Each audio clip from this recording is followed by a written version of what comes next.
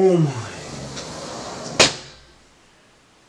That cup literally almost just spilled all over my bed and my pillow.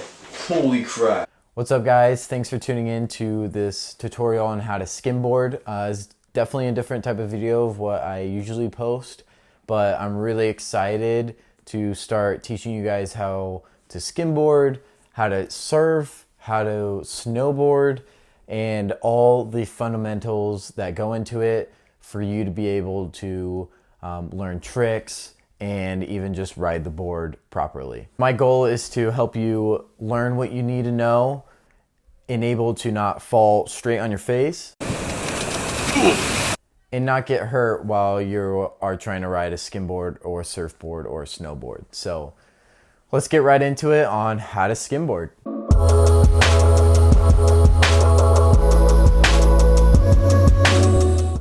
So first, when you get your board, hopefully it's not a woody, you're arriving at the beach and you're really nervous. I completely understand. So to calm those nerves down, you just want to take a couple deep breaths and just chill out for a second. Look at the waves, look at the beach.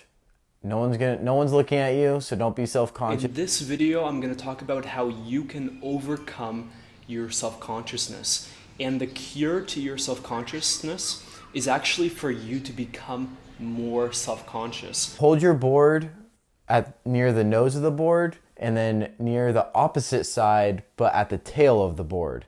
That way, when you drop the board, you can drop it flat. So what happens is that people hold it wrong, and while you're dropping it, it goes off axis, and this can happen when you're holding your board too high, and you don't want to hold it too low either, because you want to be able to run fast, and when you're dropping it low, you're kind of hunchbacking, and that can lose speed.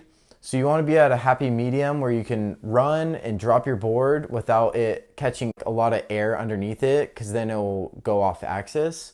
So what I want you guys to do when you first arrive at the beach is start dropping your board down on the dry sand. Start off on the dry sand.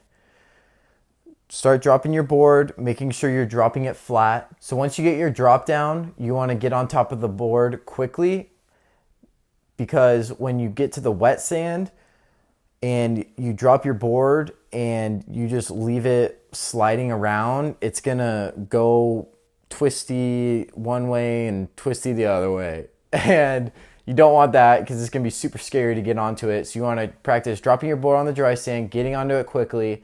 Once you're on the board, you wanna spread your legs out a little bit and then bend your knees and then lean back on your back foot. Don't lean back super far back, because then when you're on the wet sand, you'll just slip out. So it's good to start off on the dry sand.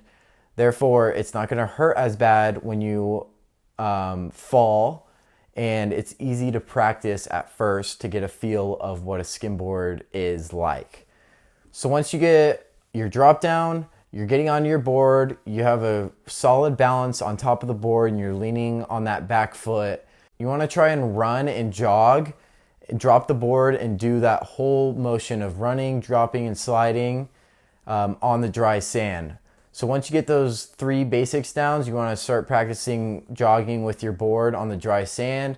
It's going to be a little scary at first, but that's why you're doing it on the dry sand rather than the wet sand, because you can get way more hurt on the wet sand.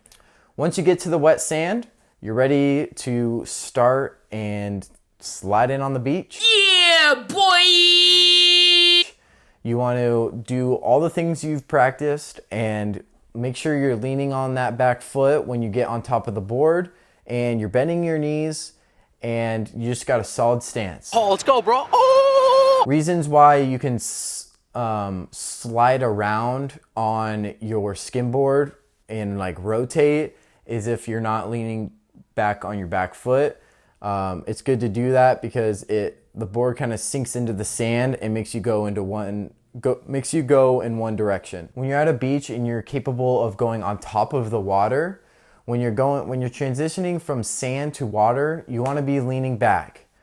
When you're on top of the water, you want to transition your weight from the back foot into the middle of the board, because if you don't, then you're just going to stop and it creates a lot of drag when you're leaning on your back foot on top of the water. So when you get on top of the water, it's going to be a very different feeling. It's going to be very slippery, way more slippery than sand. Alan, I can't do this. To control your board, keep your knees bent, remain calm, and engage your rails with your toes and your heels. If you want to maneuver your board, you want to be using your back foot to slide the board in the direction you want to go. But don't do it too quickly, because then you'll just slide out. Alright guys, thanks for watching this quick tutorial on how to skimboard. If you guys have any further questions or videos that you want me to do in the future, leave a comment down below. If you want to support the channel, here's some merch that I have. It's my clothing company. Each t-shirt recycles 8 plastic bottles, and we also recycle organic cotton. So each of those get implemented into the t-shirt. If you want a shirt, just DM me on Instagram, and thank you for supporting the channel. Make sure you're subscribed, click that like button, and leave a comment down below. Thanks guys, have a great day.